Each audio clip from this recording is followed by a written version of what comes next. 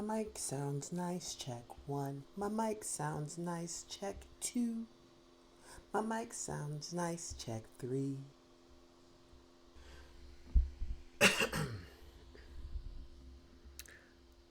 What's orange and sounds like parrot? Carrot. Let's talk about comedy in horror movies. In this day and age that we live in, I feel like laughter is essential for survival, if you know what I mean. Like, I was brought up by a mother who knew how to keep it light in the darkest of times, in a family who took everything just a little bit too seriously. So, as a result, the first and hardest lesson that I ever had to learn was how to laugh in the face of all that is fun. And there's nothing on this earth that illustrates that more than the subgenre of comedic horror. A lot of horror movies work very hard at being taken seriously at every level. And I'm not knocking that. I mean, some of the best movies I've ever seen also made me cry uncontrollably. I mean, it's like the Funk Father once said, everybody's got a little light under the sun. And where there is drama, there must also be laughter. But horror in particular, I feel like is one of those genres where it's okay not to be taken so damn seriously all the time. I mean, yeah, okay, so there are some very intense and terrifying scenes in your average horror movie. I think we can all agree that The Thing, for instance, is serious horror. But also, don't tell me you didn't laugh at this scene. But that scene and many other parts of comedic horror in particular is just an illustration of gallows humor in action. Like, okay, we can all agree that being trapped in a cabin somewhere in the middle of nowhere with all your friends slowly turning into demons is objectively horrible. But also, listen, all I'm saying is that in the Evil Dead universe, Ash is somewhere drinking a beer and laughing about that one time that he literally had to kick his own ass. And that's like part of the genius of a good comedic beat in a horror film. It's just that sometimes the bulk of the film isn't even funny at all, but that doesn't mean that we can't be a little silly sometimes. In a weird way, comedy and horror go hand in hand a lot of the time. And I think that is because they both lie in this incredulous space where we can't believe this is happening. So we have to laugh to keep from screaming, or scream to keep from laughing, whichever. So that being said, if we're going to understand anything in the intersection between comedy and horror, let's have a look at the history of comedic horror films.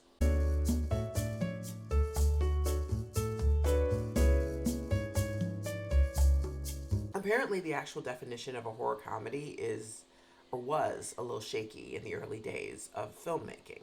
One of the earliest examples of what one would call a horror comedy was 1914's Ghostbreaker. Now, Wikipedia describes that one as horror with comedy elements, which to me just sounds like a horror movie.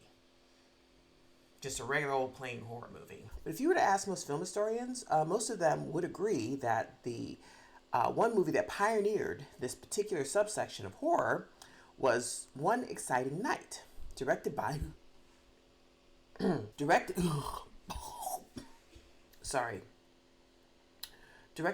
D.W. Griffin. I threw up in my mouth a little bit, sorry. So if you're confused as to my distaste for this particular director, let me remind you that he was the guy responsible for Birth of a Nation.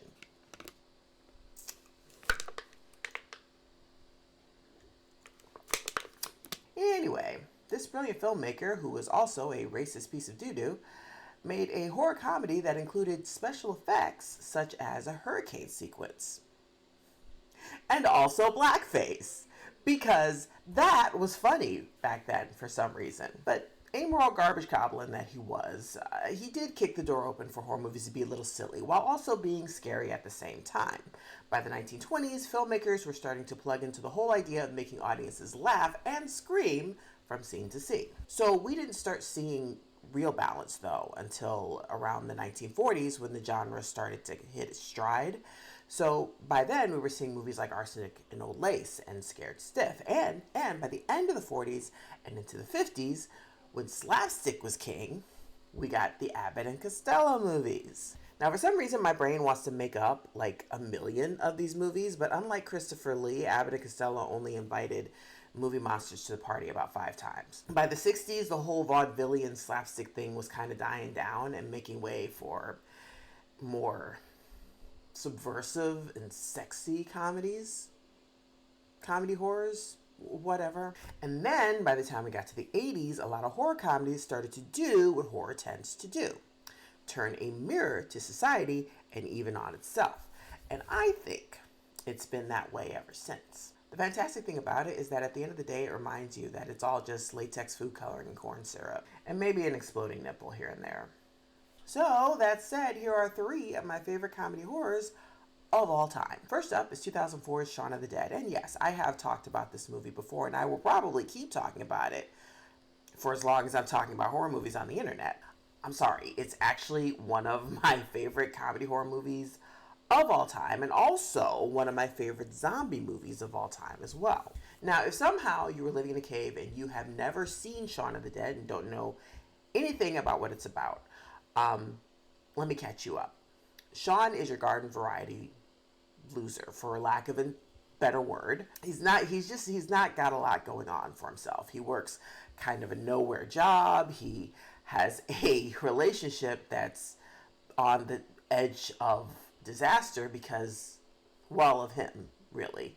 He's got a roommate who he and him haven't really progressed very much in life since college. He's kind of stuck, as a character. And then one day he wakes up and there's a full-on zombie outbreak happening. Throughout the movie, Shaun does his level best to get his friends to safety by essentially failing upwards. What makes this movie special in the realm of comedy horror is the fact that it's strikingly true to both genres. And that's something that honestly wasn't true for a lot of horror movies for a long time. Maybe not even really that much now. Usually comedy horror tends to take up the space of camp and slapstick.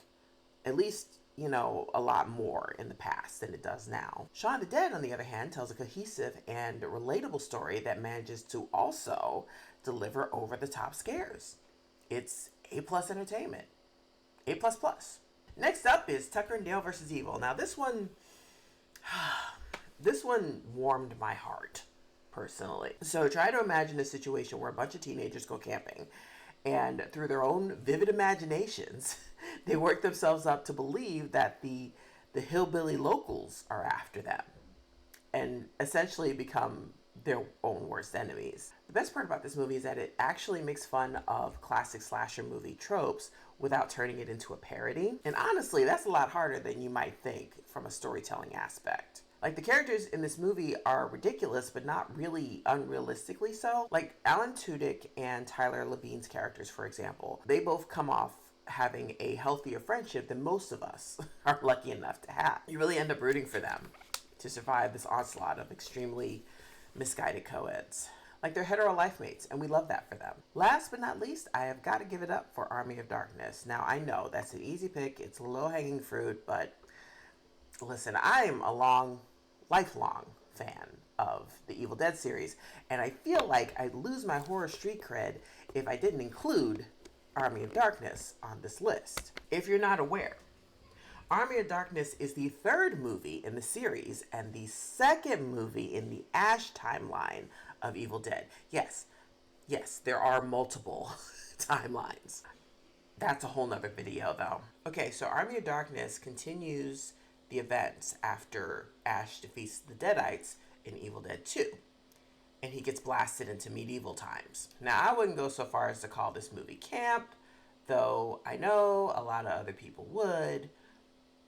It's actually closer to just stupid comedy, something that I personally love. I mean, I've said on more than one occasion, this is my boomstick, just randomly. Now, I'd like to also add an honorable mention to this short list: All About Eve with Natasha Lyonne. And that's just because at the end of the day, I love camp and drag and Natasha Lyonne.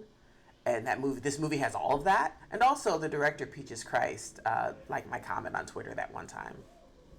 But if you like horror and if you like comedy, there's no reason why you can't do both at the same time. Horror does not always have to be heavy. I mean, it's great when it is and it's done well and everything, but Sometimes you just want to have some fun, and that's okay too. So that's this week's video essay. Thank you so much for listening to me rant for a little bit. I post every 2 weeks, so make sure you hit that subscribe button so you'll be the first to see my post. With that said, see you next time. Bye.